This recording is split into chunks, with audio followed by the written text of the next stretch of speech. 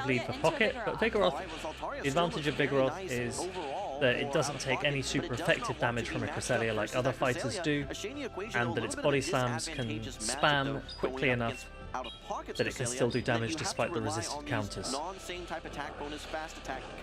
And I think Pocket kind of needs Switch, right? Because he has that Whiscash in the back. Doesn't want it matched up versus the Cresselia. Pocket's going to aggressively swap in the Shadow Whiscash. Oh wow. And I wonder if he's potentially trying to bait out that Cresselia, but a Interesting. Shady went all the way up to Pocket's Scald before throwing a body slam. At this point, I don't think that I guess he wants to preserve the grass for something in the back. He's expecting this to be a grass bait out. I think that he recognizes that the Cresselia is going to have value in the back, maybe for that Altaria, and he's opting to stick around in this matchup. Nice job. I think it makes sense, right? If he were to come in with Cress here, he's like, oh, I'm gonna win, but I'm gonna end up getting debuffed. I'm gonna potentially just get farmed down by something. Whereas my Vig is actually perfectly fine into something that isn't Cress, so I'd rather save Vig for something that isn't Cress. So that's why he's now coming in here. Cress can sponge all of this energy perfectly fine. And he can at least use that Vig energy into something more useful than Cress. Ooh, attack drop! 10% chance of an attack drop from a Moonblast. Pocket got the attack drop against a Shady Equations Cress. Bulky Pokemon, like Cress, don't really like to be debuffed. No, Altari with 2 shields is just gonna be able to sweep this game, I think. It's looking pretty bad for Shady.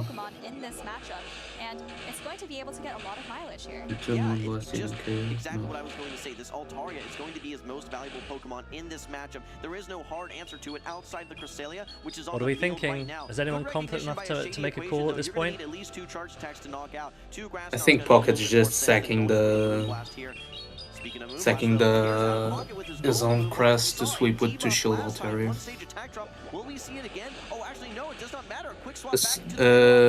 Oh, he saves energy on Crest. That's actually well played. But are we sure he reaches a move versus the Altaria with Crest? So I think he gets Shady is, I think, is nearly banked to move on his own Crest, so now he'll be able to throw a non-debuff Moonblast into something if he's close enough. And very smartly, he went for the Body Slam, and he's managed to reach another Body Slam, so he can chip. And I think Shady might now take this, because the Gligar can spam, the Crest, I think, will reach a Moonblast. Yeah, reaching that slam is so bad for Pocket. Yeah. Because now Aerial Ace plus Wing Attacks with Altaria tremendously well. That slam was massive, but Shady's playing this really well. He's navigating, he's dancing around, he's moving Pokemon so the switch clocks are like misaligned all of the time, which makes it hard for a player to monitor whether or not there are going to be catches and things. But look at the pace of Gligar now showing off how fast it is. Oh, but it looks like Pocket's almost at the Sky Attack here. Look how fast it is. It doesn't make a difference here because Sky Attack wouldn't take out the Gligar anyway, but it's just highlighting how fast Shadow Gligar is. Yeah, Shady's gonna take this. This doesn't care. No way this cares. On each side, and switch clock is up. Will we see both of them swap? A quick swap from out of pocket, but these wing attacks are doing significantly more. Can you get to the grass? Oh, yes. Oh, Okay. Wow. And a Shady Equation just had all the answers. Shady played that going to insane. knock out of Pocket's Cresselia. A Shady Equation. It's a really good player. Really good player. The way that he moved the Vigor. So there, if you would, I'll do the prediction. 1 sec. Shady, those of you that voted Shady, well done. He was working out where is the most efficient usage of my Vigoroth energy. So when that Whiscash came in, he went, well, hold on a minute, my counters were being resisted by a Cress. A 2-0 sweeps, but a lot of close margins. I didn't really want to be in that matchup anyway. And so when Pocket switched out the Cress into a Whiscash, Shady's like, well, actually, this is kind of where I wanted my Vigoroth to be aligned to, so I'll use my energy here.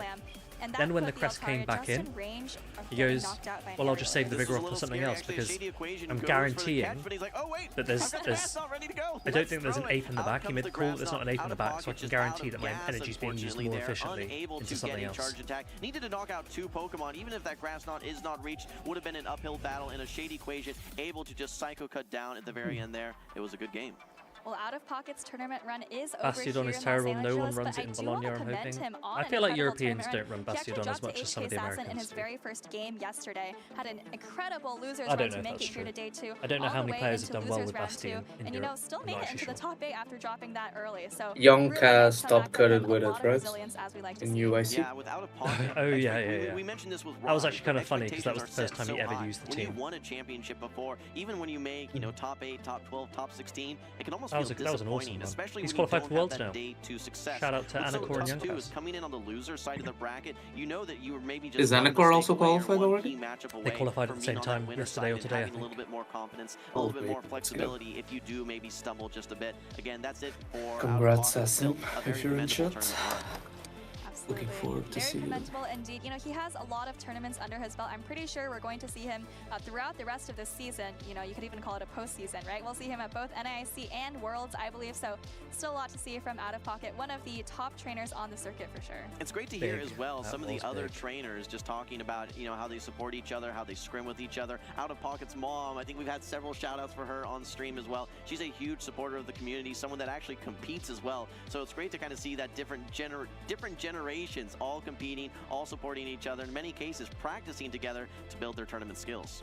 All right, well, we'll have to see if a Shady Equation has anyone. It who should wants to shout out, be 'cause I think still we have an losers interview with bracket him on games, floor. Take it right? away, Stephanie. Or are we going to the upper Thank bracket you, again? Soph and Jim. I am here with a Shady Equation who has just come off Yeah. of a win against I like that he's Mr. had to Out stick a of sticker on the Pocket. sleeve How of his are you jumper to feeling hide for a this brand. breakout performance Funny. of yours? Yeah, it really feels great. I finished 9th in Indy. I felt a little bit disappointed. That's not his just barely existing missing out monkey, top right? 8, So you it's know, gonna be super existing happy to monkey get it done versus this time, and Frostfire hopefully I can, the you know, next push a game. little bit farther than just 8th place.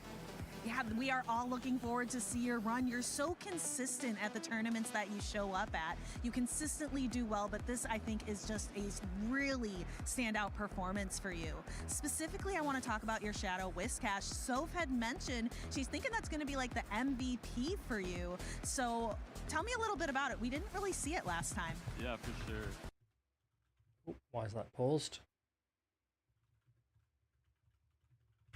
I will refresh. I mean, Whiscash and Nasty would have been a great opportunity to bring Whiscash, but you know, he was consistently bringing his Altaria, his Crest, and you know, Whiscash doesn't love those matchups as much, so happy to, you know, leave it on the bench that time, but you know, maybe he'll see some action in some future matches for sure.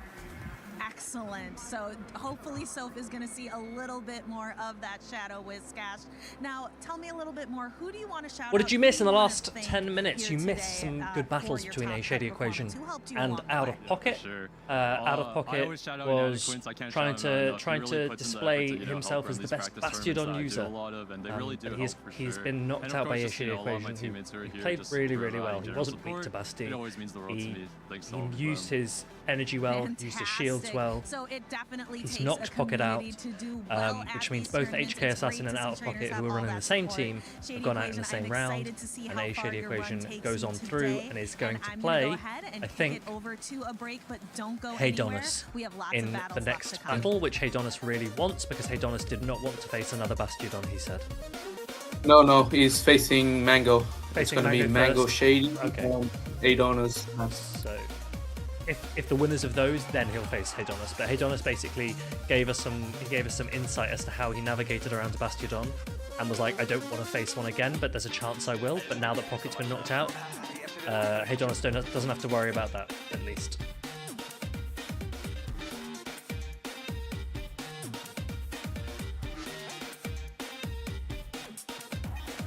Trent, I had a TCG at a local also enter for Go to just help the numbers, and then she had so much fun that she just carried on entering from then on, and I was like, see, this is how it's supposed to be. This is tell a the new fun. player before they do their first tournament is to watch previous tournaments.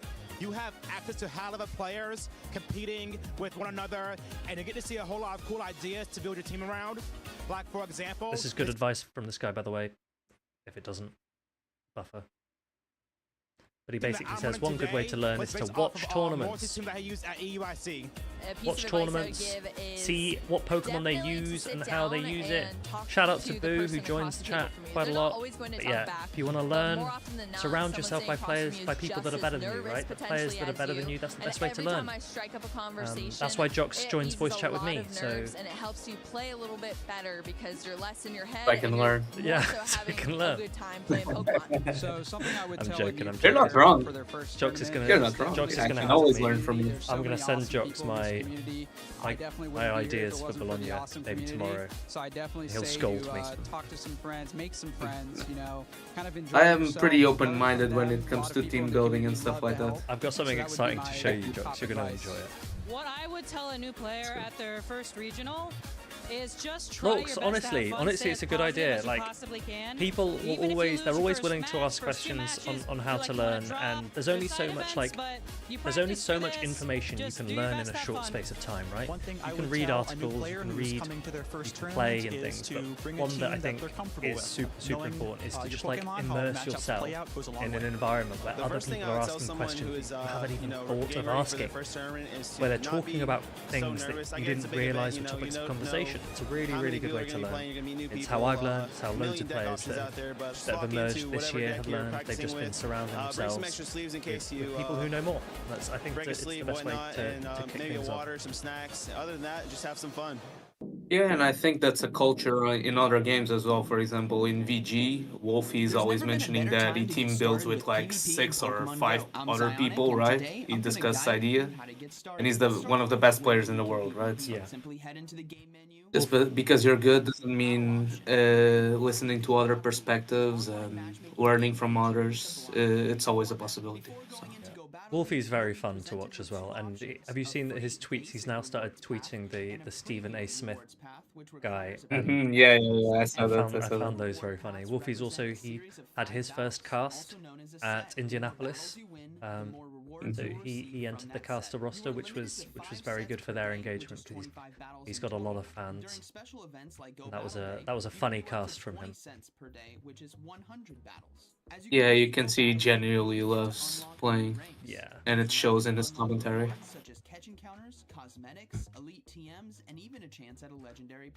But yeah, just another reminder, I guess, for everyone who's in chat. If you've got questions, join the Discord. It is designed for you. It is not, you know, whilst there are lots of top players in it, please don't think you can't ask a question, because the point of it is so that it's for questions, right? The point is, if you've got questions that you haven't been able to find the answers for elsewhere, this is a good place to ask them. And channels are split so that if you can tailor your question to the appropriate channel, that just makes it a little bit easier to navigate, and you can also benefit from other people asking questions as discussed. So if you're not part of the Discord already, jump into the Discord. And also if you prefer to watch on YouTube, which I know some of you do, then I'm duo streaming this to YouTube as well. Some people have said that they like to watch it on a smart TV, and YouTube is easier for that, so you can go and watch it on YouTube or Twitch, which is also good. Oh wait, so you're broadcasting on YouTube as well right now? This is currently also live on YouTube, because I know that Oh, smart cool. TVs are better. The app for YouTube is better than the app for Twitch for a lot of TVs, and also the VODs that get uploaded to YouTube are a little bit better to navigate around than Twitch VODs, which can get lost. And I know that some people, based on timings, aren't able to watch live. That's fair. So just having them on YouTube, I think, makes it a little bit easier and more accessible. I kind of feel like YouTube is a better streaming platform, but since most of the people watch Twitch, people feel that they need to stream on Twitch, right? That is right. I think there are a couple of things. So firstly, Go, of the 3 games of TCG, VG, and Go, we are the only one where we have higher viewership on Twitch for live streams than YouTube. And then the other thing is, because we're a smaller community, we take advantage of raids on Twitch, which you can't do on YouTube in the same way. So we can all share viewers. Like when we finish this stream, we'll jump into another player that I'll be, friends with, or that I know, and it's easier to do that where you've got a smaller community and you can help each other grow. Whereas VG and TCG, they don't need to do that, so they can just fully focus on YouTube. But we've also got YouTube streamers, more dedicated YouTube streamers. Homeslice, as an example, he streams to YouTube primarily, but he's always in chats. He's always in Twitch chats as well. So just preference. I hope this guide was helpful to get you started on your PvP journey. Thanks for tuning in. See ya. Right, what have we got next? Was it Existing Monkey? Who was Existing Monkey against? I missed it. Frostfire.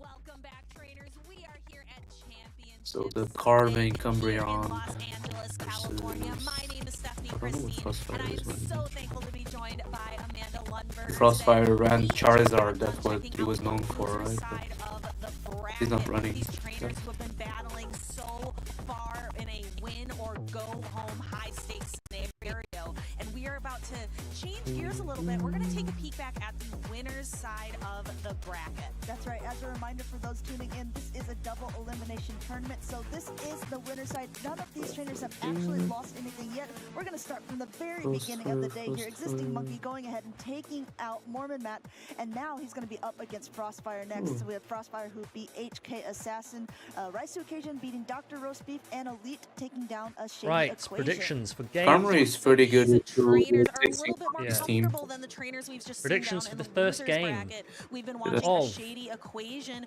versus a Frostfire Pokemango versus that'll be Existing coming up soon Monkey in losers round is 3, and then up. Haydonis Actual You can versus use Mormon your Matt. predictions. These four trainers only one Press refresh on A that. bit to go, but like we said, we're in that winner side of the bracket again. We're in the winner semis actually. These two trainers we have Also Frostfire, Azazu, so Umbreon safe swap, which Existing Monkey has been relying upon a lot in this tournament, is not as viable.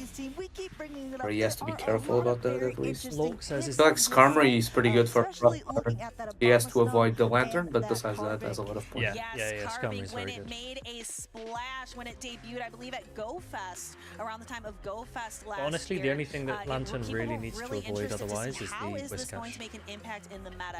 He's not we exactly have scared seen away it Lantern. hasn't become as Lorks, is there a good dominant as, website say, or your video Shadow you'd recommend to watch if you Glider haven't and streamed Lantern, before and want to give it a go, definitely particularly can Pogo? throw kind I of would a recommend wrench, a watching monkey wrench, videos if you will, on streaming, into unrelated to some trainers' Pogo. plans, Learn 'cause how to it's stream. like The Bastion best in that it has videos high on how to defense, stream aren't going to be it can Pogo. take a lot And of then once attacks you've and kind just of got those stay on the basics, field of play for a long time. maybe talk to it really people relies or on the pressure watch of streams those and fast see attacks to what be you able can to do a lot of to that damage. I think to achieve the Existing Monkey's result trying to that find the you'd like. diamond in the I rough don't, here of off the that top of my Carving head, I Prophecy. can't think If of it's any gonna be videos in designed game number one, 'cause for we're how to jumping get into straight Pogo into streaming there for with that PvP Whiscash especially. against the Umbreon. This And is a if I good do recall, lead this Umbreon is actually for running Psychic and Foul Play. Whiscash if it can get a debuff. I love that. Eevee has had You can get the so first many debuff. I wonder if he throws on alignment. Okay, no, he doesn't. If you can get this first debuff, you're laughing. see on Umbreon. And here, giving it a little bit of extra Sometimes Snarl players with Mandibazar Umbreon like to throw the fall play right away, or the Dark Pulse, just to avoid the debuff possibly. a lot of different. They pace to their charged attacks quickly. They're able to tank a lot of moves. We see Frostfire actually really wanting to preserve the health on this Whiscash. Yeah, going ahead, are you ready? Using that protection, but another foul play is already ready and loaded, being thrown now. This one goes unprotected. Frostfire still getting a ton of energy. This time going for the Mud Bomb. The Mud Bomb is going to be a little bit more. I think Umbreon will be able to guarantee alignment here, right? And of course, with that only 50% chance, I say only as a. I kind of like going Mud Bomb here, because he knows two foul plays will KO regardless, even if he gets a debuff. So This is going the for thing. the cheaper move. If you're not going to shield this, then you lose the alignment and you probably lose the game. Connect. Umbreon stays on the field, able to Maybe he's trying to get shield advantage, but this foul play doesn't even KO. No, right? exactly. So Frostfire has an advantage here because even a shield down. going to be enough, and it's not. The Whiscash able to withstand and Well, I don't know. Lantern could Frostfire finish. exit with a Yeah. attack. Lantern could put in some work for Lantern sure. can put in work here. Bombastone, one of the harder counters for this Whiscash.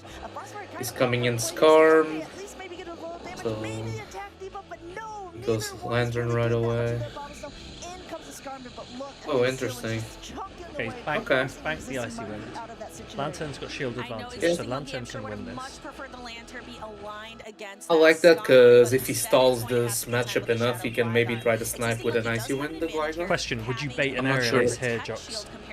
Frostfire is bringing in. I think he has to pick up an advantage in some way. So yeah, baiting aerial ace maybe is a good plan.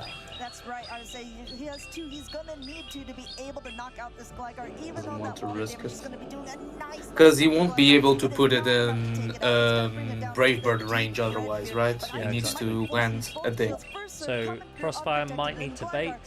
If he does, it'll be interesting to see if Existing Monkey So calls going it. to be using those sparks, but a spark down isn't feasible here. So Gligar does not is gonna bait, throw which means another this shield dig. Existing Monkey's thinking about it. Is means it a that bait? it's Is it game not? over. And is deciding to take that safe option. And Existing Yeah, Monkey I don't think he could have played it actually. I think it would be one wing attack short.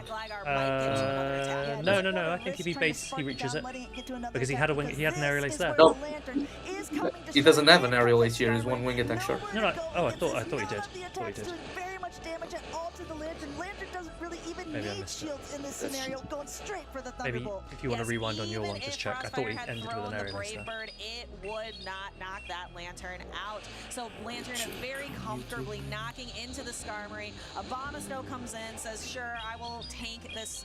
Throw that energy my way. I can take it out, no problem. And then the Lantern's going to come in, one quick spark, and that Skarmory goes down. Sparking it down indeed. Frostfire losing that game number one, but still a smile on his face. Existing Monkey taking some notes. He knew how important that Lantern was Prediction. to that matchup there. Recognizing, okay, that Skarmory in the back, even Guys, if your- I don't have shields, your it's predictions are going to be pretty- doing, they're not nothing winning. against that Lantern. I'm very rarely giving the prediction in favor Preserve of that the Lantern. one that has Lantern the had a big highest task to be able to take out highest both the percentage. Gligar I'm gonna and go the again. Skarmory. But exactly as you said, using the shields against the Gligar matchup because that Skarmory can just do nothing against Lantern. Yeah, I think Frostfire had a great There you go. Another prediction is up. alignment in general. Does and Existing being able to use Monkey- one shield secured him that in the lead. However, not being able to take out the Lantern, going straight for those digs, and both of them getting protect shielded up. Take it. Unfortunately for him, put him in a kind of a rough position Or will here at the Frostfire end. Going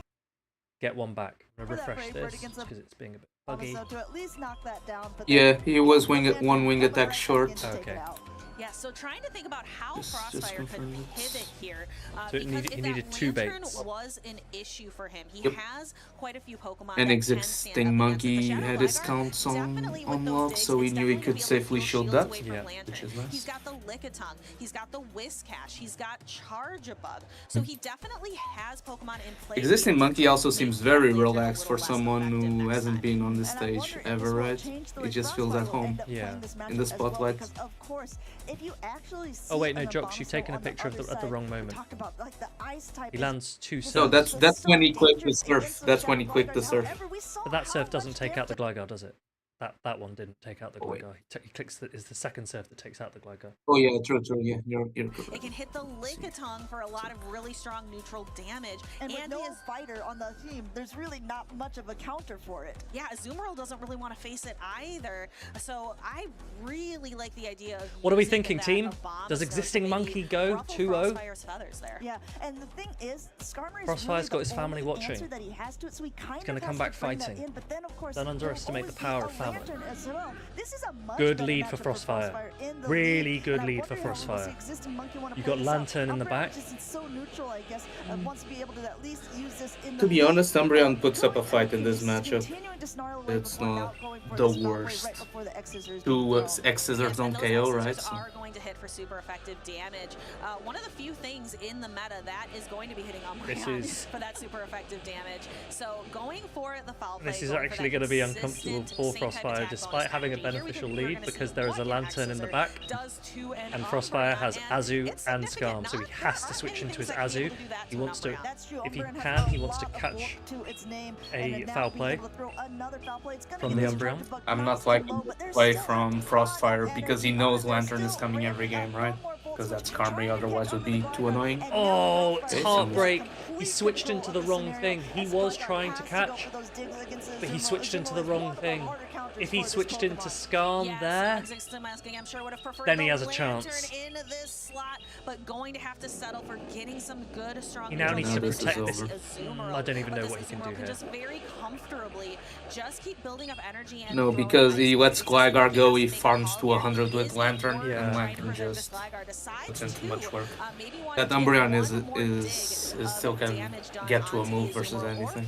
This is going to be interesting. This is going to be interesting. I mean, Frostfire's This is going to be interesting. Oh. is kind of weak to that Lantern, which is looming in the back there. So, I mean, neither the Azumarill nor the Skarmory want to face it at all. He does have a lot of energy. Now Does he come in realign. with He can Umbreon now with realign. down? Both shields being Oh. used on this Gligar Interesting, here, and it looks like he interesting. might be able to actually Interesting. take All out of this the Gligar energy goes attacks nowhere and with get the Skarmory. alignment that Existing Monkey is looking for. Coming in with the Skarmory. I mean, if Switch Lock is up, he goes Umbreon here, surely. Oh, yeah, okay. is what it costs to get alignment Oh, here, and then I don't like switches that. out into the Lantern.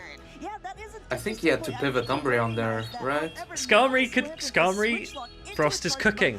Frost is cooking. Yeah, he is. And two shields. These sparks Do will X-Scissors put it slowly in start to yellow? add up here, but it's going to very much chunk away. He still has a as shield, right? this, Frostfire? Lantern here. Yeah. Next X-Scissor coming through. Yes, Yeah, and so he's we gonna reach mentioned 3 how X-Scissors with Brave Charger Bird Bug. not really going to do a whole lot to a Lantern, but this Lantern with all Huge, of these X-Scissors, huge, it's definitely in Brave Bird range now. I don't Wow. like that Very much X-Scissor range pivot. here. I think he should have pivoted Umbreon there. You're able to get the largest threat Oh out of the baby, he way, still reaches the and Thunderbolt? Yeah, but he's got Shield two has been able shields. to protect up that Skarmory, which Yeah, is this now is over. going to take reign. If that Lantern is gone, there is a low health Gligar and an Existing No Umbreon Monkey catch. invested waiting to way take too on much this in bird of that the in that sky. Gligar. Yes, so we have that low health Umbreon. If he'd that come in with low health Lantern, Gligar, farmed, Yeah. had energy. and And there's I don't still understand that, outside right? of Because Frostfire. Skarmory is the there's best mon for nothing that Frostfire, Existing so Monkey can do Yeah. you have to even take it do into super account. effective Yeah. damage. His last Pokemon that can He do just neutral thought, I damage suppose, he is goes, this I don't Umbreon, need and that I don't Umbreon is need gonna be shields, I exiting just the need field alignment. If pretty I can put quickly here Lantern on as the the Skarm, I'm Skarmory fine. ramps energy, gets almost to maximum energy here. Yeah, I really like this play as well. Properly shielding up that foul play, recognizing that that would be the hardest hitting charge attack, that even though this Gligar is loaded on energy, it would not be as effective overall. Existing Monkey big, recognizes big that win at 100 energy, for it still goes Frostfire. down, and this is a tied game in the winner's Let's get semis. okay. One of the very few I'm mistakes really I've curious I've about seen Existing Monkey sacrificing doing. two I'm gonna do the protect prediction shields again. in order to get that alignment, and then This is a big one. immediately This is a switching big out into that prediction Lantern team. anyway. This is the Yeah, game I think 3 once he winner. recognized in the back there, it was like, oh, this it actually your is predictions a in. Skarmory. I think when he saw the Azumarill, his main thought was, Existing Monkey's main thought was like, well, there surely isn't going to be a Skarmory. I in think the it back wasn't as so much well, that he because thought this Gligar Charge was Bug is so valuable. low, Maybe what and he both thought of was those that Pokemon would be very detrimental against a Lantern. that So alignment maybe was his more plan was, important okay, than I'm not sure what's in shields, the back. and he I just gotta wanted kind to of pivot guarantee my Pokemon alignment, around. Unfortunately for Existing Lantern Monkey, on yeah, the But Skarmory. then he hard swapped Lantern into the Oh, Skarmory, so he Delian, lost thanks- all yeah, the. Delian, thanks very much for the gifted sub, Yeah, mate. it How are is you doing? Good to always see tough you. to go 2 shields down compared to your opponent. It is such Shout out an to Adelian. advantage. Those protect shields are so crucial, and using both of them to try to get yourself an advantage and having Even it if he was not playing work for out alignment, is he so hard tough. swapped the Lantern there, which in my head makes no especially because sense. Existing Monkey, I think if he would have let that Gligar go down, he still would have been able to have a decent And I think alignment, what he and that could do Lantern is with the hard Skarmory swap on the back Umbreon, would have been and a either very, Skarm very stays in and it has to draw a move versus the Umbreon, or he hard swaps the Charger Bug back, and then he can align the Gligar into the Charger Bug, making it waste energy and then Lantern sweeps. Yeah, Existing Monkey will need to think about that. We've seen the ABB strategies quite He's a a few very times, composed and then player. we've been joking Very around that composed this player. season has also seemed to be the season of ABA, where you're like perhaps leading the But Azumarill and Frostfire having the is Skarmory in the fueled back by and the just power of hoping Bam. that the Lantern isn't in the lead. That maybe makes him So unstoppable. some trainers that have that ABA style work for them. I prefer maybe like an ABB or Similar an to ABC. how I You can have a derive C. You can have power 3 very from different Pokemon having 3 different Stroutwell. roles. But we are going to see what kind of roles do we have here in this opponent's line of 3. And we Uh-oh. have a phenomenal lead for Existing Monkey Great with the lead. Lantern in the lead. We're going to see Frostfire in a And he's big gonna and throw immediate Surf swap out. on And the there Charger is Bug the and Shadow dip. Gligar. Oh, So okay, or that terrible also. lead Well, that's that into game. also works. a middle game scenario for Frostfire. Yeah, I think a lot of times people like to use that Lickitung as a safe swap, but with an Annihilate and an Umbreon on the other team, a Lickitung doesn't Why look wouldn't like you that say sort of swap the anymore. Lickitung? Going for that Charger Bug, at least it's being able to hit back a little bit to this Gligar, but now Because even versus Umbreon, it's bad, but it's not Omega bad, right? Unprotected by Frostfire, but I think he kind of needs alignment here. Yes. Maybe he just gambled that Gligar was kind of a bad month for existing Monkey game too, so he thought he wouldn't bring it. Shadow Gligar at an aerial ace, going to be able to get to another one very shortly. Frostfire deciding I at least need to be able But to even then, Charger Bug safe swap is kind of odd because Lantern can throw the surf and dip. 1 sec, I need to go microwave the Even rest of if this it's turn. energy dry. Let's see how this You're plays out. Yeah, You're in Existing charge, Monkey playing Josh. a little bit of, okay, you shield, I Okay. shield here as well, and immediately swapping out, now pivoting into this Pokemon. Yeah, I don't know. I don't agree with the Charger Bug safe swap because even if he didn't have Gligar, Lantern can surf and guarantee the secondary matchup. So do a little bit less damage with its attacks. Yeah. Yes, Icy Wind You have the POV of Farid's Farid's jacket. by one every single time. So all of these licks, all of these Is body that slams are Jox? gonna Yes, I am, Medallion. less How you and less doing, man? damage. Jox, why are there no Kongs? Because you're not playing in that tournament. If you were playing, you'd surely run Kong, right? Body Slam comes through first, wants to get a little bit more chip damage before it gets a little bit lower. And I think Frostfire's whole plan is I just gotta like wear out the clock here. Yes, Existing Monkey, this Hope you're is doing his well, game Medallion. to lose. If he can maintain this alignment, keep the Lantern up against the Skarmory, keep the Shadow Gligar up against the Charger Bug. You gotta that put is your what money he where needs your to mouth win. is, He Tom. can see a path ahead of him. You, Can Jox, we Frostfire need knock more him off snacks. that path? Very nice timing here. I don't have. I only have rice cakes and apples at my house, so not the most appetizing ones. The Lantern is going to come in. The Unfortunately. is so debuffed at this point though, and if Frostfire is counting, he's gonna know that it's gonna come up soon. Wow, a fantastic catch with the Charger Bug. Yes, so the Charger Bug now will be out of play, and that clears the debuff away from the Lickitung. There's also that full health Skarmory in the back, so Frostfire could potentially use the Lickitung here, try to soften up that Lantern. Yeah, Lantern has a shield, so even if Licky got to a power whip, doesn't matter. Ooh, snaps the Lickitung, GG. Is that it? It's game as we expected? Existing Monkey. Yup. No shot. So same at the beginning, same at the end of this between Existing Monkey and Frostfire 14. Yes, that is a dominant matchup for the Lantern. The Lantern even can protect shield as Brave Bird, but Existing Monkey doesn't even have to do that. He can say, you know what, I don't know why Frostfire is delaying the end, but going to get me into the red. Barely gets let the him have Lantern his down to last half moments health, on stream. And then this Thunderbolt, now, especially now that the Skarmory has its He's still. Oh, he's still going to the losers bracket, so he can Yeah, still. yeah, this is still a winner's round, so you're not out. Frostfire is not lightning out. storm here in Los Yep. Angeles as Well done to Existing those. And Monkey Frostfire will play the winner. here 2-0 versus Frostfire. Continuing Frostfire will play the winner of a Shady Equation versus Mango. So not even the winner's side. pretty is tough a top opponent cut waiting for performance, him for and he is sure. now in the winners finals.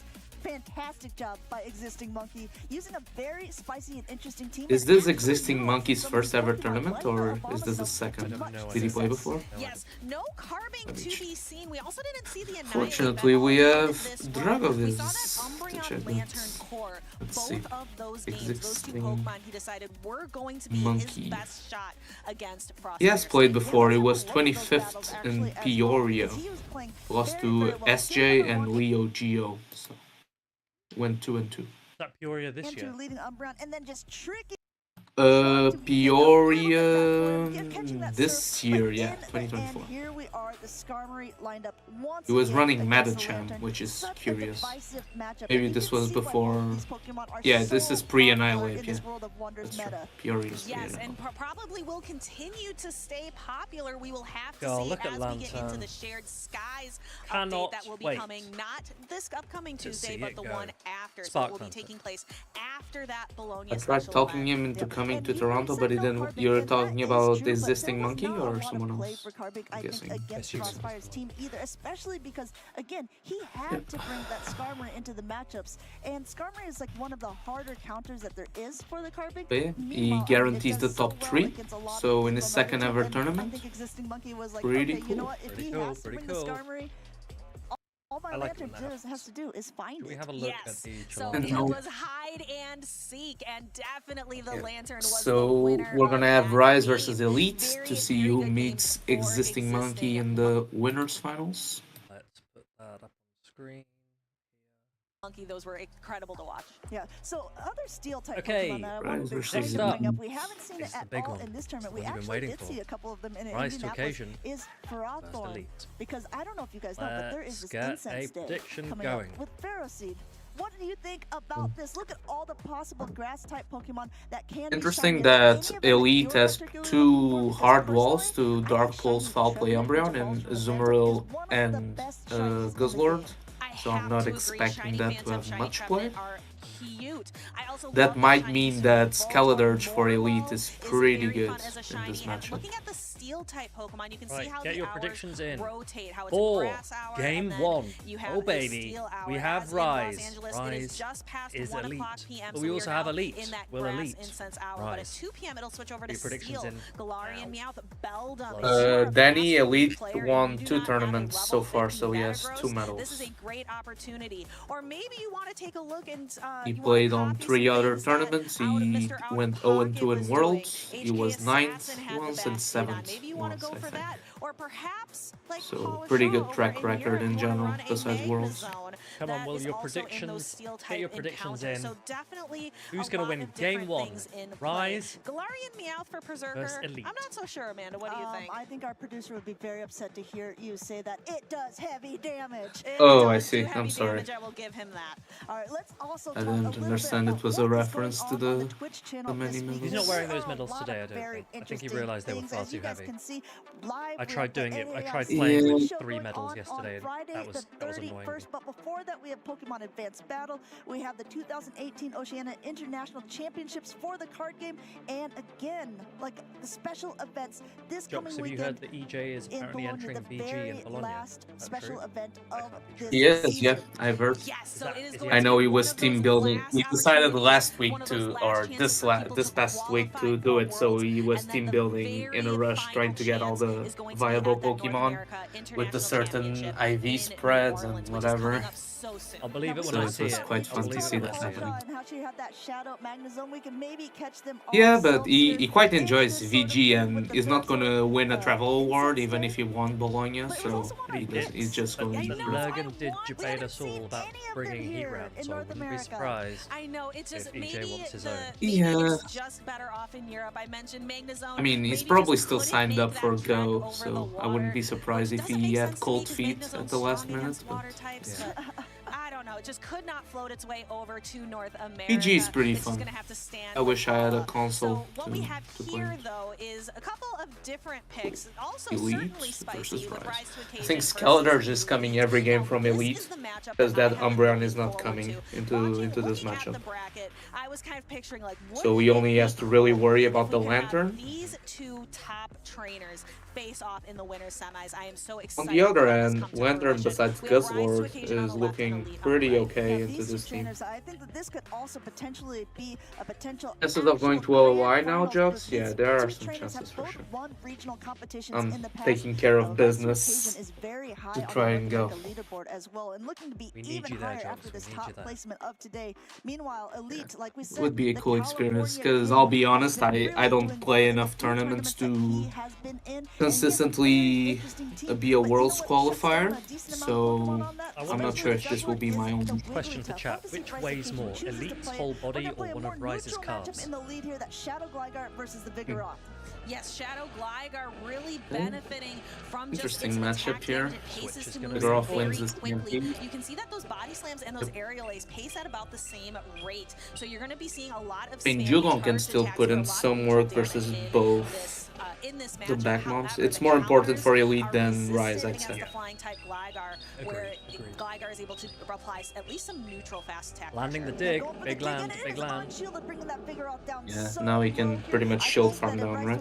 Yep. One shield farm this down now. Shield up this body slam And you can use- completely, fast attack down and use throw the whatever energy comes in the back. Not only are you into getting that first anything, portion, not which only are you makes going to it be able to quite do some good chip damage, you're for also going to get Rise. alignment. But Elite says Ooh, he doesn't allow the farm down. Did he start a body slam? I don't don't think so, right?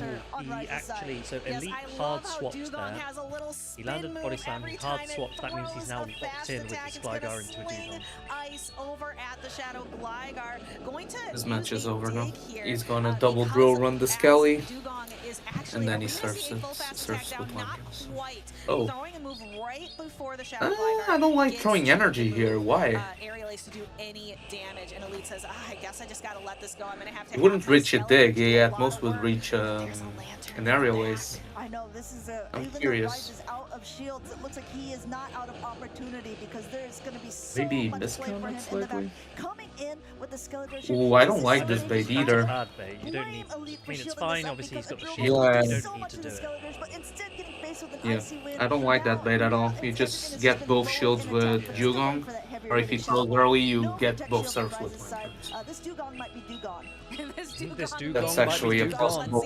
Or will it stick around? No, it sticks around just a little bit longer. To reach the move, which is nice. To knock it out, which gives Rise an opportunity to throw a drill. Elite is no shielding this. Skeletor. Elite has to shield it. He doesn't have any other. He has to clear the debuff to potentially have a shot, I think. With a shake of his head, recognizing this is not what I wanted to see. I needed to see like Yeah, I that don't know. annihilate. I needed to see There wouldn't be anything in the back line that could. Wait, no. He pressed the disarming voice, thinking that Rise would come in with a Gligar that has a dig loaded. To go for a catch, But- but Rise, yeah, patient that's true. as ever, waits for that to go through, sparks down, and surfs GG. at the same time, almost as that Skeletor will go off. Lantern You wanted to, says yeah, I get that, I clears get that that. Skeletor off the field of battle as Rise takes the first game against the big California win King. for Is man Rise like going Rise to be to able to occasion. take the California King's crown today? Yeah, landing that dig in the initial matchup is kind of huge because he can't deny that Gligar. Wow. To California here 33% to compete. It was a bit of a towards surprise, Rise. but I Well, think that he's Rise definitely won, going for that so leaderboard push. congrats and he to definitely y'all. wants to have a regional two, championship game title two, for him game two this season, and prediction, last opportunity to do so here in LA. Yes, we were looking at the championship point leaderboard earlier today. Hard and you luck can was see just detrimental how to high up in Elite. the ranks Rise Yeah, Division but is the thing is, giving all that farm to... You would have to sack the Gligar versus the opposing Gligar pretty much to have a single shot here. Predictions up. You got 2 minutes. 2 minutes. Who wins game number 2? Rise to occasion or Zero? Elite Zero, also known as Elite.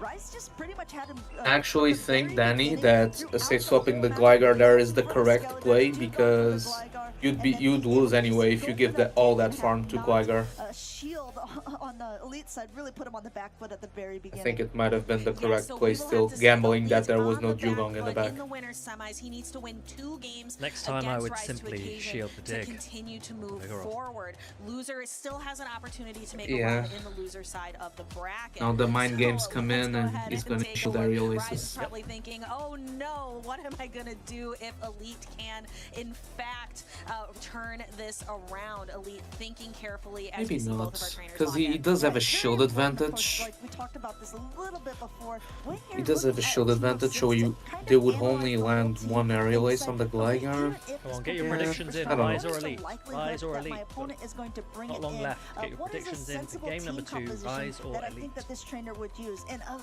course, when your trainers of Rise this can force caliber switch as well, straight you kind of dig, have a good so I'm not idea sure how of much the that other helps one you. wants to play it out.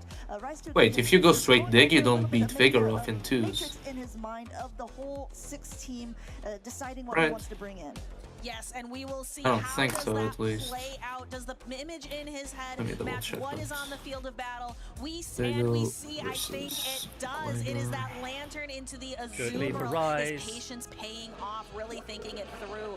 Azumarill has to be switched out for that Vigoroth, and Rise to Occasion doesn't have as Okay, clear so of an annoyingly answer here, into Elite a wasn't Vigoroth able to safe switch swap, out as is immediately. Annihilate, That but means he still on the didn't bench. reach the body slam before the first serve. That means Rise is able to deny the Vigoroth getting another counter through before coming that in would be with hard counter city there. his Shadow Gligar. I mean, the city of angels like LA, city of despair it would have been. However, really Casino proved Square, we handy did for not Elite. get any No more good updates. Annihilate to be found, able to throw first body slam into the Gligar, and have to see there's another one loaded. Maybe he's gonna want to shield this up so he get that one off as well.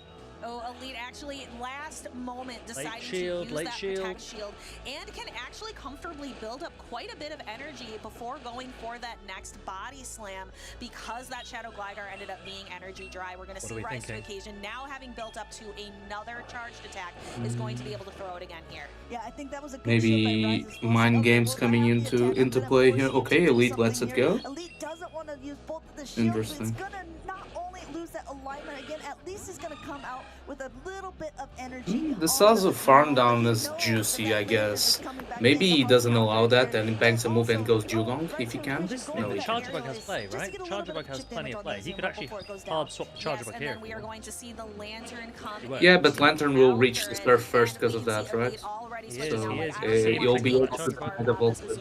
Whatever it is, I'm bringing in my next Pokemon, and that is going to be Charjabug. So we're going to have to see the So Dugong. there, He's able Rise to is do that. taking advantage that Elite is so a we're going to turn see a little behind. bit of He chip can throw the onto surf as soon as he Charjabug reaches it first, soften because it up a little bit, Elite make it a won't little get the easier for next Dugong Volt to try switch to through. handle. I mean, Dugong also can handle like Azumarill pretty well, so I mean, I think that was smart of him to get a bunch of energy on that. Like you said, definitely doesn't want to be tanking all these discharges. This electric damage is going to be doing a decent amount to this half water type Pokemon. Using that last shield there to keep the Dugong nice and healthy, but the Elite has another one ready and loaded to go. Yes, so we are going to see this discharge. Drill Run doesn't quite KO from here, right? Has this Dugong and has a very healthy Lantern to take on that also very healthy Azumarill. The other advantage Rise has here is he has a Protect Shield yet, and Elite. Yeah, he has to invest shield here because Azu can't really bubble this down. At least they have two Pokemon left at Can he the farm end, the Dugong especially down if before he going gets down. to a move? But there's no Protect Shield, so Does not. Elite forced to throw here, but he doesn't want to get Ice Sharded down, Problem is, and he might have to does he actually reach pivot back into another the X-Scissor Azumarill to land versus on the the Lantern? because there is just not a left on the Charger I Bug, think that's and 3 that's sparks sort worth of the damage, so I defeated. think he does This is reach yet it. another time Yep. that Elite is Oh storing baby, a banks the touchdown on X-Scissor? Charger Bug. Just That's one point out, smart. he That is has smart. every single game.